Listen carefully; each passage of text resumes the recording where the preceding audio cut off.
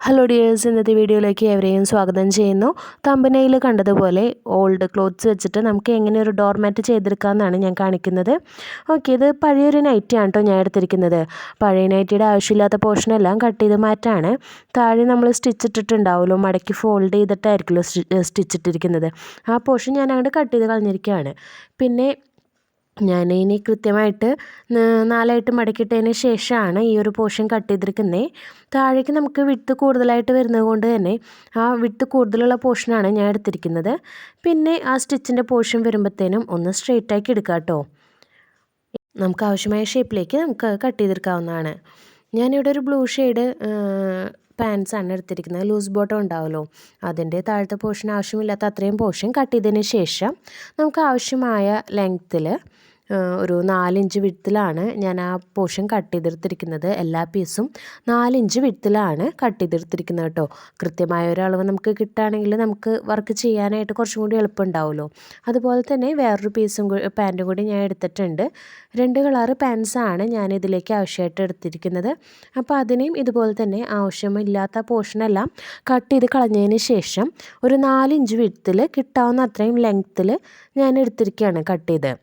Okay, നിങ്ങൾക്ക് cut ചെയ്യുന്ന clear ആവുന്നുണ്ടല്ലോ. അപ്പോൾ പരമാവധി നമുക്ക് അതിൽ നിന്ന് എത്ര പീസ് കട്ട് ചെയ്തെടുക്കാൻ പറ്റുമോ അത്രയും പീസ് തന്നെ കട്ട് ചെയ്തെടുക്കുക. ഫോൾഡ് ആയിട്ട് ഉള്ള പോർഷനാണ് ഞാനിപ്പോൾ കട്ട് ചെയ്ത് ഒന്ന് ക്ലിയർ ആക്കി എടുക്കുന്നത്. ശേഷം ഒന്ന് അയൺ ചെയ്തെടുക്കാൻ പറ്റുകയാണെങ്കിൽ നിങ്ങൾക്ക് ബാക്കിയുള്ള വർക്ക് ചെയ്യാനായിട്ട് കുറച്ചും കൂടി എളുപ്പമായിരിക്കും കേട്ടോ.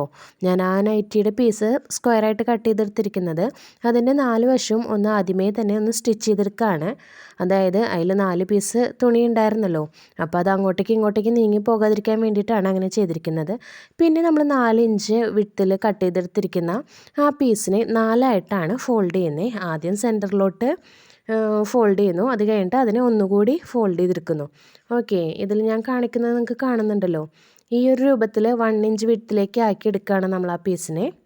4 ഇഞ്ച് വിഡ്ത്തിൽ കട്ട് ചെയ്തെടുത്ത പീസിനെ 1 ഇഞ്ച് വിഡ്ത്തിലേക്ക് നമ്മൾ മടക്കി എടുക്കുകയാണ്. അതിന് ശേഷം ഈ കാണുന്ന രീതിയിൽ സ്റ്റിച്ച് ചെയ്തെടുക്കുകയാണ്. നിങ്ങൾക്ക് ഇത്രയും പറഞ്ഞാൽ മനസ്സിലായല്ലോ. 2 സൈഡിലും കുറച്ച് ഗ്യാപ്പ് ഇട്ടേക്ക് കേട്ടോ. നമുക്ക് അവിടെ ഒരു പീസ് വെച്ച് സ്റ്റിച്ച് ചെയ്ത് ഫിനിഷ് ചെയ്യാനുള്ളതാണ്. അപ്പോൾ ഒരു 4 ഇഞ്ച് ഗ്യാപ്പ് മാത്രം അവിടെ വിട്ടിട്ട് ഇങ്ങനെ നിരത്തി വെച്ച് ആ പീസുകളെല്ലാം സ്റ്റിച്ച് ചെയ്തെടുക്കുക. ആവശ്യമായ അത്രയും നീളം കഴിഞ്ഞ് ബാക്കിയുള്ളത് നമുക്ക് കട്ട് ചെയ്ത് കളയാവുന്നതാണ്.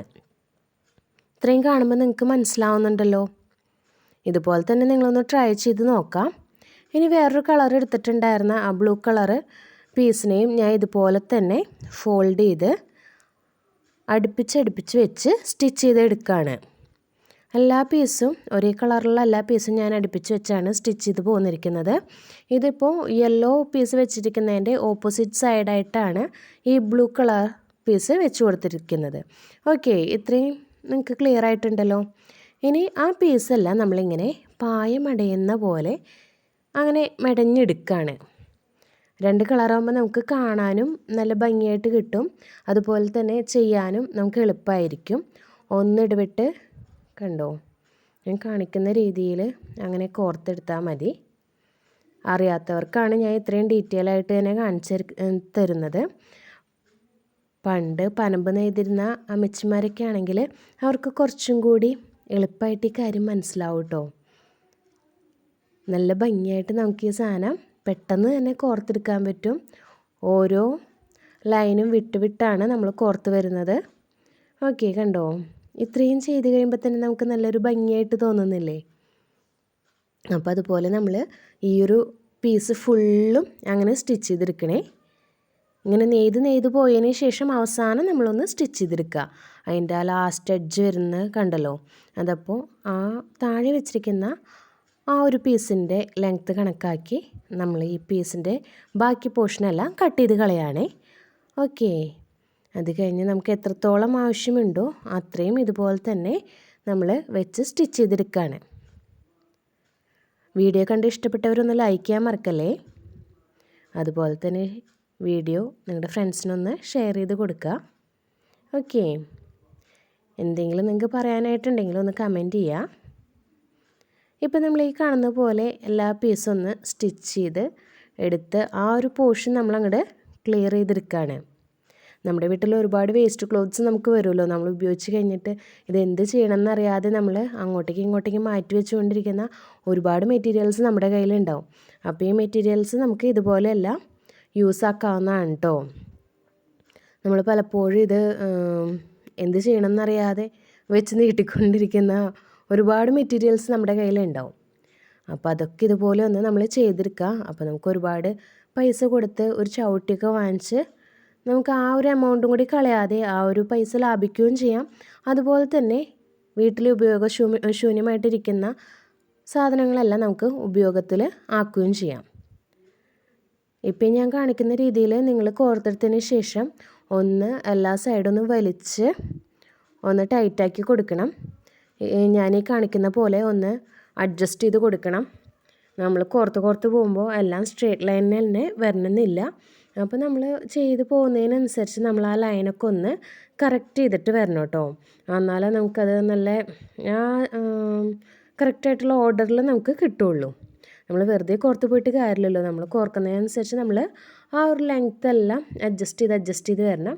അവസാനം നമ്മൾ എല്ലാ മെറ്റീരിയലിൻ്റെയും എൻഡിങ്ങിൽ അവസാനത്തിലായിട്ട് നമ്മളൊന്ന് സ്റ്റിച്ച് ചെയ്ത് കൊടുക്കണം. കറക്റ്റ് ലെങ്ത്തും വിഡ്ത്തും എല്ലാം അഡ്ജസ്റ്റ് ചെയ്ത് വെച്ച് അതിൻ്റെ മെഷർമെൻ്റ് എല്ലാം ആ ലൈൻസ് എല്ലാം അഡ്ജസ്റ്റ് ചെയ്ത് വെച്ചതിന് ശേഷം നമ്മൾ ഓരോ ലൈനും ഒന്ന് അവിടെ ഉറപ്പിച്ച് കൊടുക്കണം.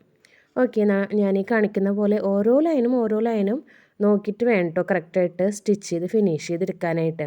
അല്ലെങ്കിൽ വൃത്തികേടായി പോവും. നമ്മൾ ഈ പറയുന്ന ബുദ്ധിമുട്ടൊന്നുമില്ല. ചെയ്ത് വരുമ്പോഴത്തേനും ചെയ്യുമ്പോൾ നമുക്ക് വളരെ ഈസി ആയിട്ട് ചെയ്തെടുക്കാൻ പറ്റും. പിന്നെ നമ്മൾ ചെയ്യുന്നതിന് മുന്നേ ഇങ്ങനെ ഫോൾഡ് ചെയ്ത് കഴിയുമ്പോൾ ഒന്ന് അയൺ ചെയ്ത് എടുക്കാൻ പറ്റുമെന്നുണ്ടെങ്കിൽ, തേച്ചെടുക്കാൻ പറ്റുമെന്നുണ്ടെങ്കിൽ നമ്മൾ തേച്ചെടുത്തതിന് ശേഷം ഈ പീസ് അവിടെ ഒന്ന് സെറ്റാക്കുകയാണെങ്കിൽ വളരെ ഉപകാരമായിരിക്കും. നിങ്ങൾക്ക് പെട്ടെന്ന് തന്നെ പണികൾ തീർത്ത് എടുക്കാനായിട്ട് സാധിക്കും. ഓക്കെ, ഇത്രയും കണ്ടല്ലോ. ഇതിപ്പോൾ നമ്മൾ ആ ഒരു ചവിട്ടിക്ക് ആവശ്യമായ അത്രയും പോർഷൻ നമ്മൾ ചെയ്തെടുത്തു. ഇനി ഒരു പീസ് വെച്ച് നമ്മൾ അതിൻ്റെ എഡ്ജെല്ലാം ഫിനിഷ് ചെയ്യാണ്. അരികുവശം നമ്മൾ വേറൊരു കളറ് തുണി വെച്ച് അടിച്ച് എടുക്കുകയാണ്. നമുക്ക് 4 വശവും ഒന്ന് അടിച്ചെടുക്കണമല്ലോ ഭംഗിയായിട്ട്. അപ്പോൾ അതുപോലെ 4 വശവും ഞാൻ അടിച്ച് ക്ലിയറാക്കി എടുത്തിരിക്കുകയാണ്. ഇത്രയാണ് നമുക്ക് ഈ ചവിട്ടിക്ക് വർക്ക് വരുന്നത്. ഇതാണ് ഇതിൻ്റെ ഫൈനൽ ലുക്ക് വന്നിരിക്കുന്നത്. എല്ലാവരും ഒന്ന് ചെയ്ത് നോക്കുക. Okay, thank you for watching.